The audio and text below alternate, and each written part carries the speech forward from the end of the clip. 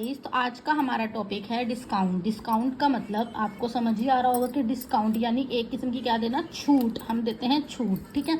तो जो डिस्काउंट होता है ना, वो दो तरह का होता है। एक होता है ट्रेड डिस्काउंट और एक होता है कैश डिस्काउंट। जो ट्रेड डिस्काउंट होता है ना, वो डिस्काउंट अलाउ किया जाता है किसके द्वारा, होल सेलर या फिर कोई मैन्युफैक्चरर्स होते हैं बनाने वाले गुड्स वगैरह को। तो वो किसको देते हैं, रिटेलर को। किस पे देते हैं, fix percentage on the list price of goods पे, यानी गुड्स की एक फिक्स परसेंटेज बना लेते हैं वो, उस पर वो क्या करते हैं, उनको क्या देते हैं, डिस्काउंट।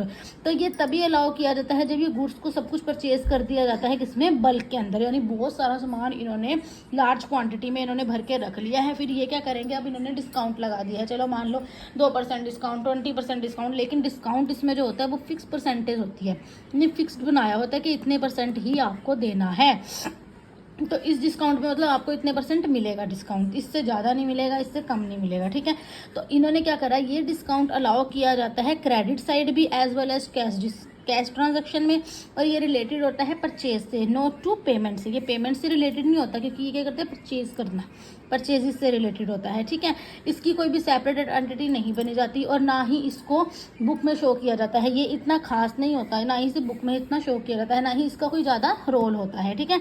इसको कैश मेमो से भी डिटेक्ट कर दिया जाता है, ठीक है। इनवॉइस ऑफ गुड्स से भी। अब एग्जाम्पल देखो, जैसे अगर traders, if a trader sell goods of a list price 1,20,20% trade discount for cash. इन्होंने बोला कि जो ट्रेडर है वो सेल करता है गुड्स लिस्ट प्राइस पे कितना, 1 लाख, और कितना डिस्काउंट दे रहा है वो 20%। तो इसका कितना बना, cash account debit to sales account, तो 80,000 हो गया। समझ गए आप। तो ये क्या करा उसने, जो गुड्स थी उसने सोल करी ट्रेड डिस्काउंट पे, और रिटर्न किसके द्वारा की गई, कस्टमर के द्वारा, ठीक है। तो ये क्या हो गया हमारा ट्रेड डिस्काउंट, ठीक है। अब बारी आती है कैश डिस्काउंट की। कैश डिस्काउंट का मतलब होता है कि कैश में पेमेंट, यानी अर्लियर पेमेंट, जल्दी से जल्दी पेमेंट हमें हो। तो इसमें इन्होंने बताया है कि ये जो डिस्काउंट है ये सीधा कस्टमर्स को ही अलाउ किया जाता है।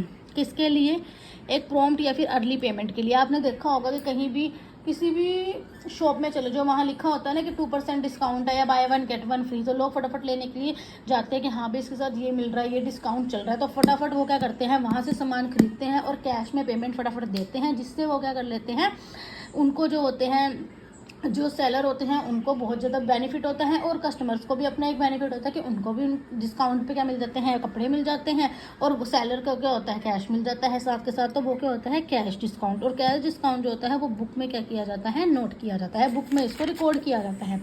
अब इसकी क्या है, इसके हैं दोनों के डिफरेंस। अब आता है एक ट्रेड डिस्काउंट और आता है कैश डिस्काउंट। मीनिंग तो आप दोनों को समझ आ गया कि कैश ट्रेड डिस्काउंट जो होता है वो किसके द्वारा